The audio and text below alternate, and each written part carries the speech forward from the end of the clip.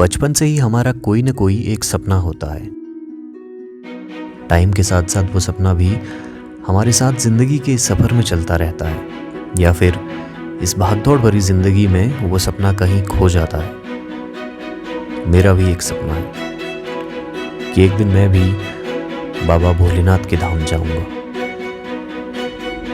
ये कहानी इसी सपने के बारे में है। एज यू ऑल नो कि 2020 और 2021 एक बुरे सपने की तरह गुजर गया, लेकिन यही वो 2 साल हैं जहां मुझे पहाड़ों की अहमियत पता चली। हसल बसल से दूर पहाड़ों में रहने का क्या मजा है, मुझे इन 2 सालों में पता चला।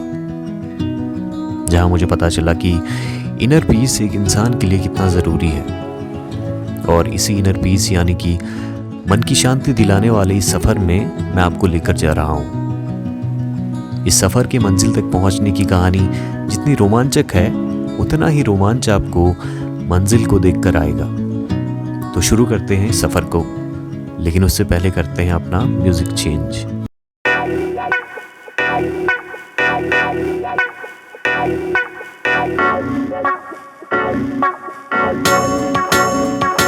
अपने एक काम की वजह से मुझे उत्तराखंड वाली श्रीनगर से आगे कंडोली जाना पड़ा, लेकिन ये कहानी कंडोली की नहीं है।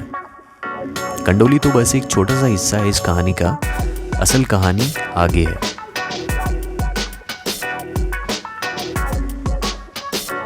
ये बात है 7 जून 2022 की, जब हम निकले देहरादून से ऋषिकेश वाया थानो रेंज। और हमसे मतलब है मैं यानी कि माही, और ये है मेरा दोस्त प्रणव।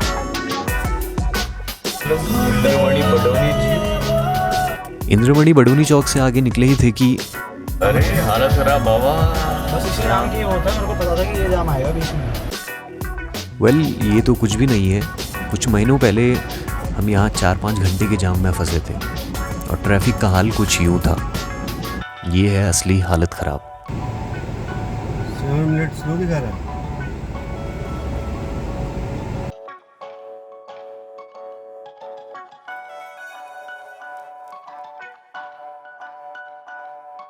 इस बार हमने नरेंद्र नगर वाले रास्ते जाना सही समझा, क्योंकि यहाँ से रास्ता क्लियर है। दूसरे वाले रास्ते में इसलिए जाम है क्योंकि यहाँ से श्रद्धालु 4 धाम की यात्रा पर जाते हैं। ये वाला रास्ता थोड़ा लंबा है, लेकिन यहाँ से कुछ अच्छे नज़ारे दिखने की आस है। तो अभी हम अपने सफ़र के पहले पड़ाव में पहुँचे हैं, जिसका नाम है नरेंद्र नगर, जो कि ऋषिकेश से 20 किलोमीटर की दूरी पर है, और लगभग आधे पौन घंटे में हम यहाँ पहुँच गए हैं। अब यहाँ तक पहुँच ही गए हैं तो क्या कुछ खाते हैं, चाय पीते हैं।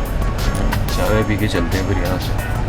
चाय तो बाबा आगे मिलेगी शायद अब, लेकिन ये बड़ा सही सा लग रहा है यार। तो तुझे मैंने कहा अच्छा पूरी पुरानी मार्केट है। तभी तेरे को शूट करने को बोला। घर भी है ना ऊपर, देखो। बहुत सही। अरे बहुत सही यार। बाबा नंदी सामने है। जय हो, जय हो, जय हो। महल के अंदर ही वो बना रखा होटल, और वो खतरनाक ही हिसाब किताब है भाई। ये यहाँ की नहीं, देहरादून के किसी राजा की बात हो रही है। वेल बात क्लियर होना बहुत ज़रूरी है, वरना कन्फ्यूज़न होने लगता है।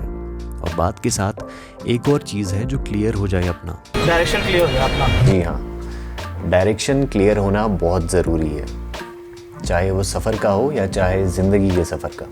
नरेंद्र नगर से थोड़ा आगे निकले ही हैं कि हमें ये दिखा है जंगल की आग। पहाड़ों में ये एक मेजर इशू है, जिसे हर साल न जाने कितने ही जंगली जानवरों की मौत हो जाती है। आए दिनों जंगल में आग लगने की खबर आती रहती है। यहाँ से पता करना पड़ेगा हमें श्रीनगर के लिए। श्रीनगर का पूछते हैं फिर आगे। तो स्कूली बच्चों के सूत्रों के हवाले से हमें श्रीनगर तक का रास्ता क्लियर हो चुका है, तो यहाँ से आगे बढ़ते हैं आप।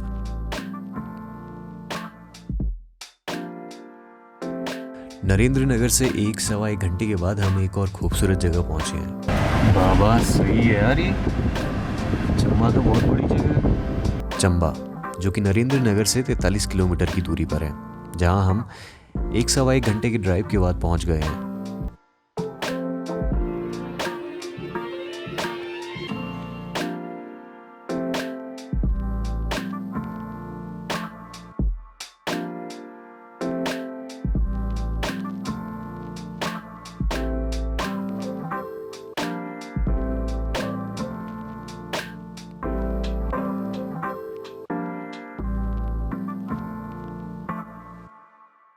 तो चंबा से नई टिहरी की दूरी है 11 किलोमीटर, और 11 किलोमीटर तो चुटकियों में निकल जाएगा। तब तक ये कहानी सुनाता हूँ, और कहानी है मेरे एक दोस्त विकास के बारे में, जो कि शहर में ही पला बड़ा है और उसकी परवरिश जो है शहर में ही हुई है, और उसको ना घूमने का बड़ा शौक है। तो वो कहता है कि यार मुझे जो दूर दराज वाले गाँव होते हैं पहाड़ों में, जहाँ तक पहुँचना मुश्किल होता है, वो बड़ी खूबसूरत जगह होती है, तो वहाँ जाने का बड़ा शौक है। और वो घूमा है नॉर्मली जो शहर के नज़दीक वाले गाँव होते हैं, जहाँ तक पहुँचना थोड़ा आसान होता है, वहाँ तक, मतलब हर कोई गया होता है वहाँ तक। तो मैंने कहा जाता क्यों नहीं है? तो कहता है कि यार अगर मैं वहाँ चला गया और सोच अगर मेरी तबीयत खराब हो गई, तो वहाँ कोई हॉस्पिटल नहीं है, सड़कें खराब हैं, लाइट वाइट कुछ है नहीं, अगर मैं फंस गया, रोडें खराब हैं। मैंने कहा बात तो ठीक है, क्योंकि पहाड़ में रहते हुए मैंने काफ़ी सारी चीज़ें देखी हैं। तो वैसे बात तो ठीक कह रहा था विकास कि ये सारी चीज़ें पहाड़ों में उपलब्ध नहीं है, इसलिए लोग बस घूमने के लिए ही पहुँचते हैं, और वो भी काफ़ी कम लोग पहुँचते हैं, क्योंकि अगर ये बेसिक चीज़ें भी पहाड़ में नहीं है तो लोगों को बड़ी मुश्किल होती है। तो विकास से ज़्यादा मिलना नहीं हुआ है मेरा अब, लेकिन वो मुझे 4-5 साल पहले मिला था। तो अब वो जो है मुझे मेनली शहरों में ही मिलता है, और अगर वो पहाड़ों में दिखता भी है, दूर वाले पहाड़ों में अगर वो दिखता भी है तो 4-5 साल में एक बार, और वो भी कब, जब चुनाव होते हैं। मुझे ऐसा लग रहा है कि उसने कोई पॉलिटिकल पार्टी ज्वाइन कर ली है, क्योंकि वो 4-5 साल में एक ही बार दिखाई देता है। तो don't be like Vikas, otherwise फिर वो 4-5 साल में एक ही बार दिखाई देगा, वो भी चुनाव के टाइम पे। तो ये है टिहरी डैम, जिसने हमें गाड़ी से उतरने पर मजबूर कर दिया। इसी डैम के अंदर पुरानी टिहरी डूबा हुआ है। पुरानी टिहरी भागीरथी और भिलंगना नदी के संगम पर स्थित है। तो टिहरी डैम बनने की शुरुआत जो है वो 90s में शुरू हो चुकी थी, और 2004 तक जो है पुरानी टिहरी से सभी लोगों को जो है वो शिफ्ट कर दिया गया था नई टिहरी में। लगभग 1 लाख से कई ज्यादा लोग जो है इस टिहरी डैम के बनने की वजह से प्रभावित हुए थे। कैसे डूबा हुआ दिखता है नीचे। चले बाबा।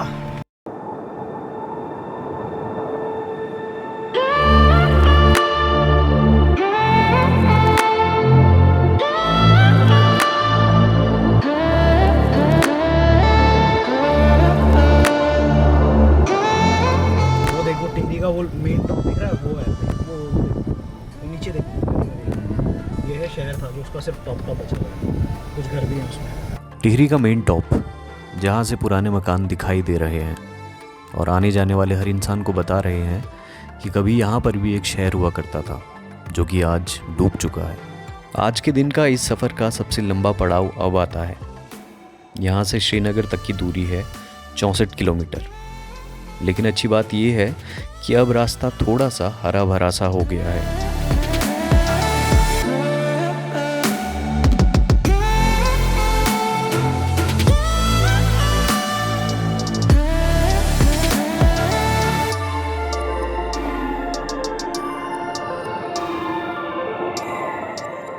अगर रुकना है तो यहाँ कहीं रुक सकते हैं हम, क्योंकि इस पे भी चालान काट देते हैं ना। ये वाइट पट्टी से अंदर गाड़ी होनी चाहिए, अगर कहीं पार्क नहीं करते। यहाँ देखो नीचे जाने की जगह है, यहाँ नीचे चलते हैं गाड़ी के। तो श्रीनगर हम पहुंच चुके हैं, और आज का दिन हमारा यहीं बीतेगा। श्रीनगर में हमारे एक पहचान के हैं, तो रात्रि विश्राम वहीं करेंगे, और कल सुबह कंडोली गांव को रवाना होंगे। फिलहाल अलकनंदा नदी के नज़ारे देखते हैं।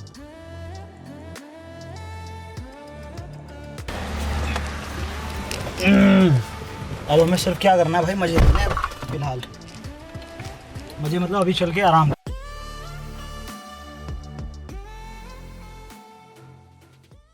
तो आज है 8 जून और अभी सुबह के 10 बजे हैं, और अभी हम जो है श्रीनगर से कंडोली की तरफ निकल रहे हैं, जो कि यहाँ से 13 किलोमीटर दूर है, और वहाँ हम 1-1.5 घंटे में पहुँच जाएंगे इजीली। तो कंडोली में हमारा 4 या 5 दिन का काम है, जो कि मैं आपको फास्ट फॉरवर्ड में दिखा देता हूँ।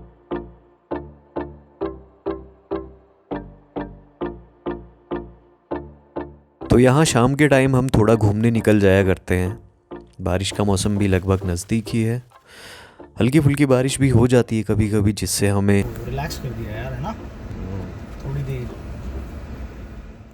तो वैसे अपना 4-5 दिन का काम था कंडोली में, लेकिन वो है थोड़ा जल्दी ख़त्म हो गया। आज है वाला पानी की बोतल भर गई है ना। तो कल शाम से ही हम दोनों यही सोच रहे हैं कि भाई श्रीनगर में काम तो जल्दी ख़त्म हो गया, लेकिन अपने पास थोड़ा बहुत राशन है। हम लोग सोच रहे हैं कि यहीं से कहीं निकल लें। इसी बात पे हमारा डिस्कशन चल रहा था कि कहाँ जाएं। तो फाइनली हम दोनों जो हैं एक जगह पे सहमत हुए हैं, और वो है, लेकिन केदारनाथ जाने का मौका मिल रहा है, ये तो बहुत बड़ी बात है। लेकिन वहाँ तक पहुँचने के हमारे पास काफ़ी सारे प्रॉब्लम्स हैं। प्रॉब्लम नंबर 1 है, क्योंकि ये जून का मौसम है और 2-3 दिन के बाद जो है खतरनाक वाली बारिश शुरू हो जाएगी। और बारिश में क्या हाल रहता है पहाड़ों में, और केदारनाथ आप सबको पता है। और प्रॉब्लम नंबर 2 है, हम जो एक फिक्स बजट में आए थे कि हमारा इतने दिन का काम यहाँ पे होगा और यहाँ से हम वापस देहरादून को निकल जाएंगे, पैसे की प्रॉब्लम नंबर 3, वो है केदारनाथ जाने का पास, जो कि कंपलसरी है और विदाउट पास आप नहीं जा सकते हैं। बाय द वे, जो कुछ हमारे साथ हो रहा है ये एक साइन है कि बाबा भोलेनाथ हमें अपने धाम बुला रहे। अदरवाइज हमारा जो कंडोली का काम था वो बारिश शुरू होने से पहले पहले ख़त्म हो गया, और केदारनाथ के नज़दीक हमारा ये काम होना, तो ये सारी चीज़ें शायद हमारे लिए साइन है कि बाबा का बुलावा आया है। तो इस ओर हम ट्राई ज़रूर करेंगे, क्या पता ये सच में बुलावा हो और हमें इस बार दर्शन करने को मिल जाए। जाम देखें कैसा होता है। और जिस चीज़ का डर था वही हुआ। हेलो, केदारनाथ में तो मम्मी यार परसों तक टाइम ही नहीं है रजिस्ट्रेशन का। तो पास का थोड़ा सा प्रॉब्लम हो गया है। हुआ ये कि जब हमने पास का पता किया तो वहाँ पे जो है 2-3 दिन जो है पूरा प्रॉपर फुल था, वहाँ रजिस्ट्रेशन पूरा फुल था, एक भी जगह खाली नहीं थी। 2-3 दिन के बाद का तो मुश्किल है केदारनाथ का हो पाना, तो अभी थोड़ा मुश्किल है। प्लान बी तो रखे। प्लान भी ये है कि अब जब हम केदारनाथ नहीं जा रहे हैं, बद्रीनाथ अगर वहाँ पास मिल जाता है तो, क्योंकि वो भी 4 धाम में से एक है, बद्रीनाथ यहाँ से 190 चमोली साइड को, जहाँ हम कैंपिंग कर सकें, तुंगनाथ या फिर कोई ऐसी जगह। लेट्स सी, देखते हैं क्या होता है। जय माता देवी, देखो धारी देवी का मंदिर है जो बीच में नदी में। तो आने वाले कुछ सालों में आप 4 धाम यात्रा ट्रेन के थ्रू कर पाएंगे, और क्योंकि इसका ट्रैक बन रहा है यहाँ पे, तो ये देख लीजिए एक बार। एक है इनमें से ट्रेन का, मेरे हिसाब से एक ट्रेन का होगा और एक होगा जाने का। सुरंग बना रही है भाई वो, अभी वर्किंग में है, तो वर्किंग क्या बन चुकी है। और सबसे खास बात ये है कि वो जो सुरंग है ना, वो इस पहाड़ को पार करा देगी, पूरा जिस पहाड़ पे पूरा पहाड़ 25 किलोमीटर को 5 किलोमीटर में कर, बोर्ड देखना होगा। केदारनाथ सीधे पूछे भाई से। तो यहाँ पे उतर के पुलिस वालों से रास्ता पूछना इस पूरे सफ़र का एक टर्निंग पॉइंट है, और वो क्यों है वो मैं आपको बताता हूँ। हुआ ये कि मैं पुलिस वालों से रास्ता पूछ रहा था कि चमोली के लिए रास्ता कौन सा जाता है, क्योंकि वहाँ पे 2 रास्ते थे, एक ऊपर के लिए जा रहा था, एक नीचे के लिए। तो मैंने थोड़ा सा कन्फ्यूज़न था क्योंकि हमें प्रॉपर रास्ता नहीं पता है, तो मैंने वहाँ पे उतर के पुलिस वालों से रास्ता पूछा कि चमोली के लिए रास्ता कहाँ से जाता है। तो उन्होंने बताया कि नीचे वाला रास्ता है जो कि चमोली बद्रीनाथ के लिए जाता है। और मैं बस गाड़ी में बैठने वाला था कि मैंने एक बार सोचा कि चलो इनसे पूछ लेते हैं कि केदारनाथ का क्या सीन है। तो मैंने जब उनसे पूछा कि केदारनाथ का क्या सीन है, मतलब वहाँ के लिए पास ज़रूरी है या नहीं, तो उन्होंने मुझसे क्या कहा आपको पता है? नहीं। तो उन्होंने बताया कि केदारनाथ के लिए आज से ही पासेस कैंसिल हो चुके हैं, रद्द हो गए, फ्री हो गया। यस, वो क्यों नहीं है ज़रूरत वो मैं आपको आगे बताऊंगा कि पास वाला सीन क्यों कैंसिल हो चुका है। रुद्रप्रयाग ही है यार, आगे रुद्रप्रयाग। अब रुद्रप्रयाग से अपना है, अब है अपना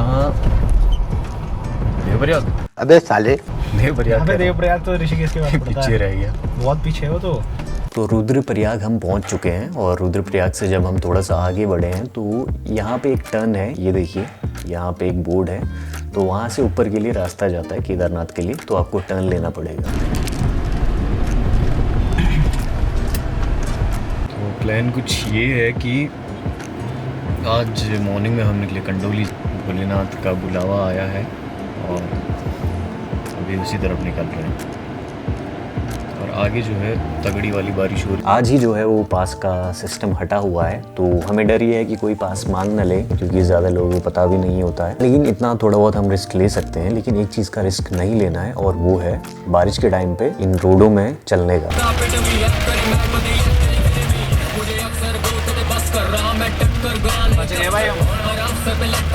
पता क्या हुआ अभी?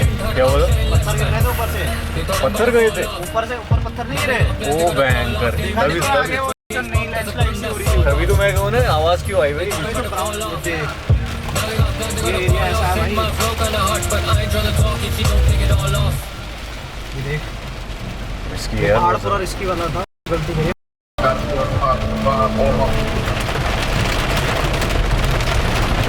सेक्सी भाई, ये बढ़िया हो गया। रास्ते में बारिश भी मिल गई और आगे जाके मौसम साफ भी हो गया।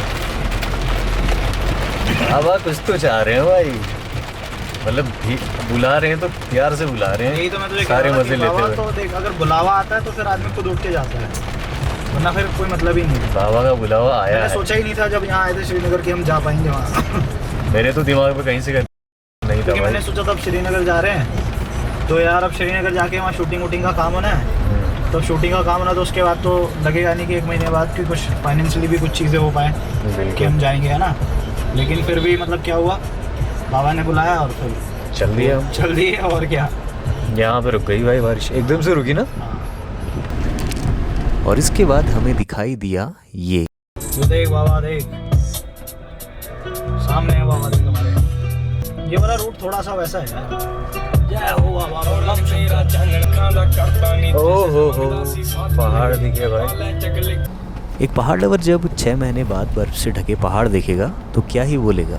वैसे ये केदारनाथ धाम के पहाड़ है। तो अभी हम पहुँचे हैं गुप्तकाशी, और गुप्तकाशी का इतिहास मैं आपको थोड़ा बहुत बता देता हूँ कि गुप्तकाशी वही जगह है जहाँ पर महाभारत के बाद पांडव जो हैं अपना पश्चाताप करने के लिए भगवान शिव को ढूंढने निकले थे, लेकिन भगवान शिव इनको कहीं नहीं मिले। तो माता पार्वती ने यहाँ पे दर्शन दिए गुप्तकाशी में पांडवों। उन्होंने रास्ता बताया कि आपको इस तरफ जाना है जहाँ भगवान शिव मिल सकते हैं। रुद्रप्रयाग से गुप्तकाशी 45 किलोमीटर दूर है, जहाँ हमें 2-2.5 घंटे लग गए यहाँ तक पहुँचने में, क्योंकि पहाड़ी रास्ता है और मौसम भी थोड़ा सा ख़राब था, बादल वादल लगे हुए थे। तो अभी हम 2-2.5 घंटे के बाद यहाँ पहुँचे हैं। तो हमारा अगला स्टॉप है सोनप्रयाग, जो कि यहाँ से 30 किलोमीटर दूर है। तो अभी तो हमें पहाड़ दिखने शुरू हुए हैं, तो अब सफ़र और भी ज़्यादा सुहाना होगा।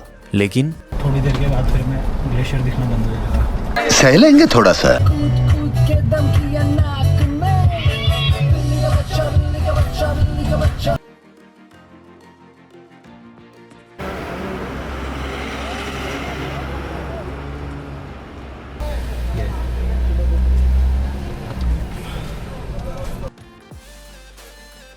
तो फाइनली हम पहुंच गए हैं सोनप्रयाग। सोनप्रयाग जो है आखिरी पॉइंट है जहां तक आप अपनी गाड़ी लेके जा सकते हैं, अपनी प्राइवेट गाड़ी। इसके बाद अगर आप केदारनाथ धाम के लिए जा रहे हैं तो यहाँ से आपको शेयर टैक्सी करनी पड़ेगी गौरीकुंड के लिए, और गौरीकुंड के बाद जो है वो ट्रैक है पूरा। तो यहाँ से गौरीकुंड 5 किलोमीटर दूर है, लेकिन वो हम कल देखेंगे, क्योंकि आज हम जो है त्रिजुगी नारायण जा रहे हैं। मैं तो जा रहा हूँ अब यहाँ से त्रिजुगी नारायण, और यहाँ से त्रिजुगी नारायण की दूरी है 8 किलोमीटर। और सबसे अच्छी बात है कि यहाँ से पूरा रास्ता आपको हरा भरा दिखेगा और पहाड़ी रास्ता है, तो मज़ा ज़रूर आएगा आपको देख के। त्रिजुगी नारायण ऊपर है ना। यहाँ से ऊपर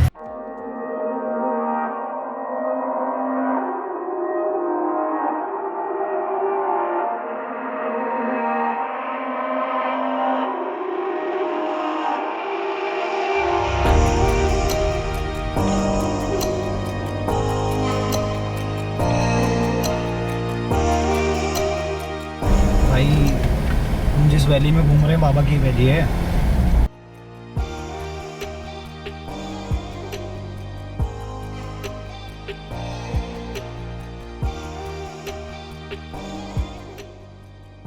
हम अपने आज के सफ़र के आखिरी पड़ाव में हैं, तो हम चाहेंगे कि जल्दी से जल्दी त्रिजुगी नारायण पहुंच जाएं, क्योंकि सुबह से हम सफ़र कर रहे हैं। और वहां पहुंच के होटल देखते हैं, थोड़ा बहुत घूमेंगे, डिनर करके फिर आराम करेंगे, क्योंकि कल का जो है हमारा सबसे मेन ट्रैक है बाबा केदारनाथ धाम के लिए, तो उसकी भी तैयारी करनी है।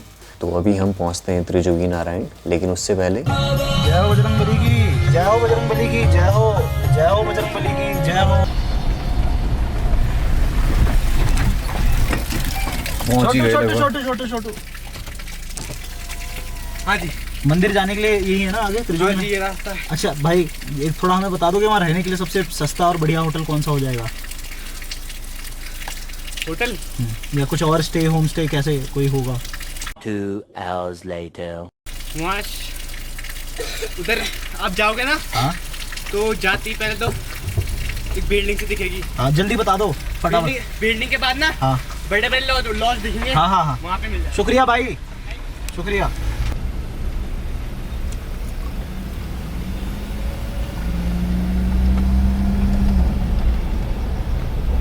और अब हम लोग पहुंच चुके हैं त्रिजोगी नारायण। सब जगह पता करेंगे, पहले पार्किंग देखिए, पार्किंग के साथ सेक्सी वाह यार। यात्री विश्राम। थोड़ा आगे तक चाय भी आते हैं।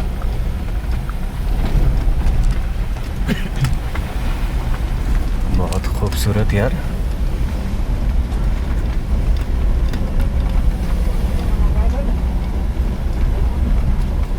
यहाँ क्या बताओ, बड़ी बिल्डिंग सी कन्हैया यात्री विश्राम।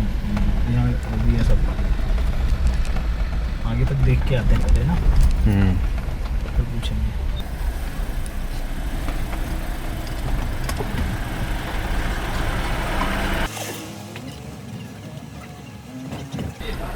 कमरा तो चाहिए, बिल्कुल बिल्कुल बिल्कुल। आगे लगाते हैं तो आ रहे हैं, आ रहे हैं लगाते आ रहे हैं, बात करते हैं। ये तो क्या सीन। बस इतना ही है। चलो कमरा कहाँ पे है? यहाँ पे लगा लो गाड़ी। नहीं कमरा तो बताओ वैसे। हाँ आ जाओ, गाड़ी वहीं पे लगा लो। अब हमें क्या है कि मतलब जो है गाड़ी यहीं खड़ी करनी है, फिर उसके बाद हमें जाना है केदारनाथ, फिर कल जाना है, तो गाड़ी यहीं खड़ी करके जाएंगे हम। यहाँ से वो जाती है ना, वो लोकल गाड़ी जाती है ना, उसी में जाना है। गौरीकुंड तक जाती है ना, यहाँ से सोनप्रयाग जाएगी। सोनप्रयाग जाएगी। और कितने बजे जाती है? ये जाती है 6 बजे। सुबह 6 बजे चलनी शुरू हो जाती है ना। तो बस वही, अब ऐसी जगह बताओ आप जहाँ हम अपनी गाड़ी खड़ी कर सके, सेफ सिर्फ रहने वाली खड़ी ही रहेगी। देहरादून देहरादून देहरादून। प्रॉपर देहरादून। हाँ तो ऐसे करो, अगर आपको सेफ चाहिए यहाँ पे, कल यहीं रखनी है आपने गाड़ी। कल भी परसों भी। हाँ तो आगे चलो, हाँ। आगे लगवा देते हैं आपकी गाड़ी वहाँ। लगवा दो, ठीक है चलो लगवा दो। चलो आ जाओ भैया। एक चीज तो पूछी ही नहीं, कार्ड से पेमेंट हो जाएगी? कार्ड से? हाँ कार्ड से कैश? पेटीएम है? पेटीएम वॉलेट है? हाँ है। हो जाएगा ना? हाँ हो जाएगा। ठीक है। मंदिर तो बंद हो गया होगा ना अभी? नहीं अभी खुला है। कितने बंद नहीं रहता है 7-8 बजे तक। 7-8 बजे तक ना। और सुबह कितने बजे खुलता है? सुबह 5 बजे खुल जाता है। 5 बजे खुल जाता है ना। लगवा दो चलो।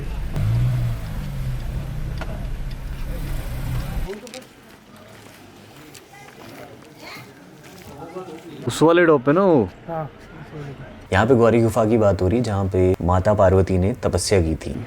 यहाँ से देख लो, पूरा गांव दिखाई दे रहा है ना।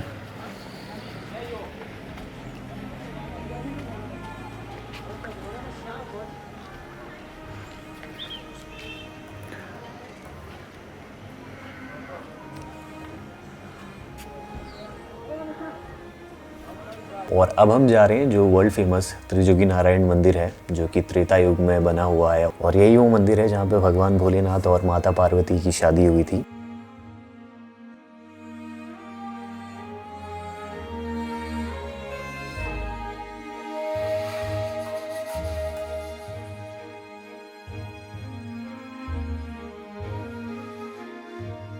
तो आते हुए हम यहीं से आएंगे। आई होप कि एक दिन हम यहाँ पे बिताएंगे त्रिजोगी नारायण में। तो यहाँ से दर्शन करके निकलते हैं और अपना डिनर करके फिर कल के दिन की तैयारी करते हैं, क्योंकि कल का दिन सबसे मोस्ट इम्पॉर्टेंट और चैलेंजिंग डे होने वाला है हमारे लिए। क्योंकि कल हम पहुँचेंगे त्रिजोगी नारायण से बाबा भोलेनाथ के धाम केदारनाथ धाम।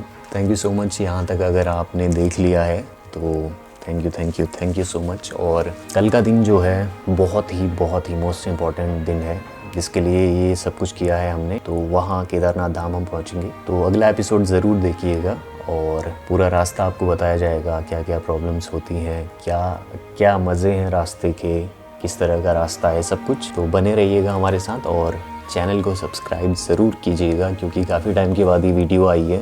और लाइक कीजिएगा, कमेंट कीजिएगा, शेयर कीजिएगा वीडियो अपने दोस्तों के साथ, फैमिली के साथ। तो मिलते हैं अगले वीडियो में। जय भोलेनाथ।